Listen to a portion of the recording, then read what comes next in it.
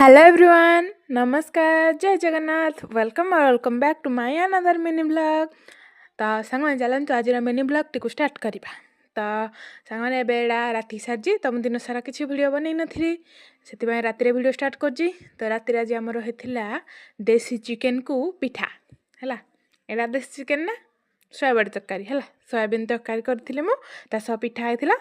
तो आम समस्ते खाई। तो देखो मुझे कौन सोयाबड़ी तरकारीटा कर फास्ट आलू सीझे देते सोयाबड़ी को गरम पानी में बतुरे देते बतुरी सारापर छाणीदे छाणिकी रखिदे सोयाबड़ी को भाजीदे आलू को छड़े चुपा छड़े सीझ सारापर चुपा छड़े चकटिकी रखिदे सोयाबड़ी को भाजिकी रखिदे कड़े तेल देदेवे तेल दे सारापर अदा रसुण जीरा टमाटो पियाज सबूर गोटे पेस्ट बनादे पेस्टा सीधा ढालदेवे ढालिकी से हल्दी लंकागुंड जहाँ भी गुंड मसला थी सबको पकईकि मसलाटा कषिदेवे भलसे है। मसला कषिकी से जो सोयाबड़ी भाजिकी रखिथे आउ कौन कहले जो आलू सीझा जो आलू चकटा होती दुटा को एकाटे देकी भलसे कषिदे आउ पानी देदेवा पानी देकी कषिदेवा।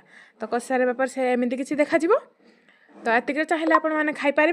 तो मत टे झोल दरकार था तो से मुझे पानी देकी घोड़ेदेली गैस टाक फुटापी छाड़देली सिम करदेली सिम कर सारापर एमती किसी मो तरकारीटा देखा मस्त होता। ये मुझे पिठा बन दूसरी है।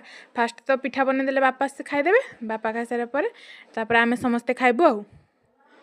तो ये मुझे पिठा तैयारी कर। तो देखो करे गोल गोल पिठा होची तेरे मु पिठा कर देखले तो गोल गोल पिठा कर सुंदरिया सुंदरिया पिठा तो मुझे स्टाइल मारदेली आ।